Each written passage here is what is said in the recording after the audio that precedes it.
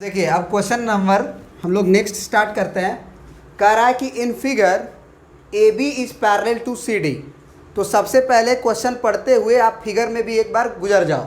Question बनाने का trick सीखो भाई। हम बार बार बोलते हैं क्वेश्चन जो में हम थॉट यूज करते हैं ना उसको सीखो, बन तो तुरंत जाएगा।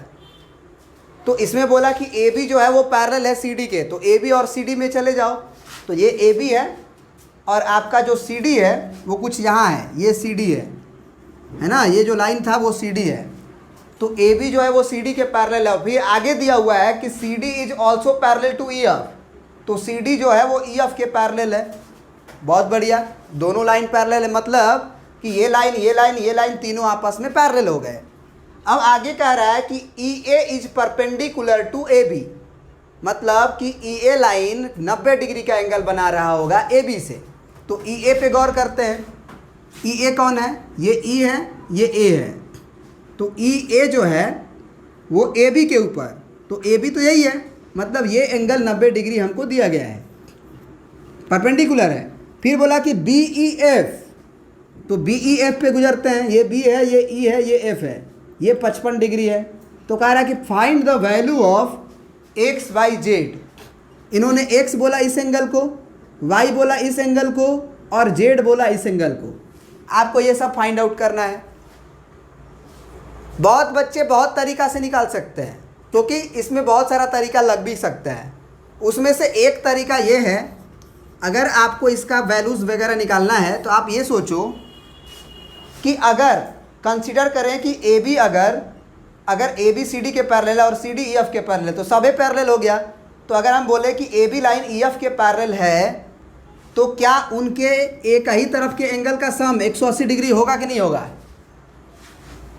दो लाइन अगर पैरेलल होते हैं तो उनके एक ही तरफ के एंगल का सम 180 होता है। तो अब लाइन ऐसे हो चुका है और ट्रांसवर्सल ऐसे हुआ है, तो हम कह सकते हैं ना कि ये एंगल और ये एंगल का सम 180 होगा।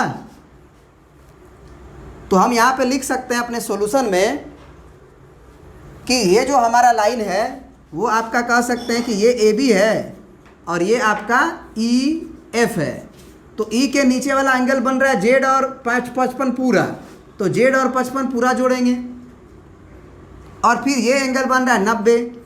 तो हम कहेंगे कि 90 डिग्री अब प्लस जेड प्लस 55 डिग्री, इसका वैल्यू 180 डिग्री होगा। कैसे बताओ? तो ब्रैकेट में लिखेंगे sum of interior angles of one side of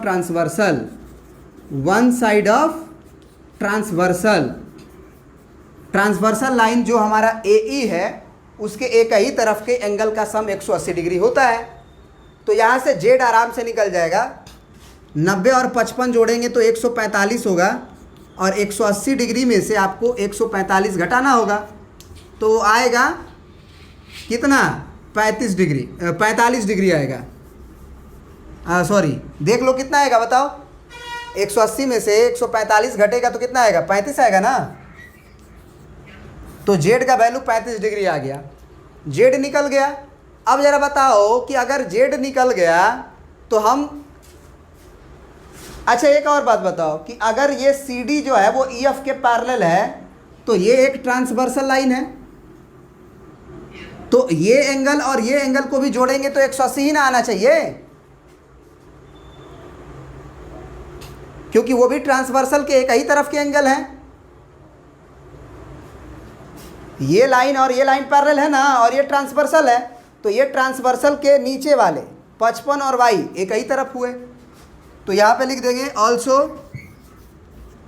also Y plus 55 degree is equal to 180 degree. इसका भी रीजन हम यही वाला लिख देंगे, तुम लिख लेना।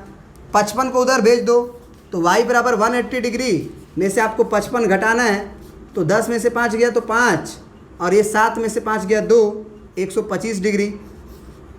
वाई भी निकल गया। अब जेड की बारी आई। अब किसकी बारी आई? जेड की। तो ज़रा बताओ कि जेड के लिए हम क्या करें? हम ये बोल सकते हैं, अच्छा सॉरी, जेड तो निकल चुका है यार, जेड तो निकल चुका है, एक्स की बारी आई, एक्स को निकालने की बारी आई। तो क्या हम बोल सकते हैं कि ये जो लाइन है और ये लाइन जो है वो पैरेलल है और ये हमारा ट्रांसवर्सल है। तो ये जो एंगल होंगे वो हम क्या बोलेंगे, कॉरस्पॉन्डिंग एंगल बोलेंगे ना, क्योंकि बाहर ना हो गया है।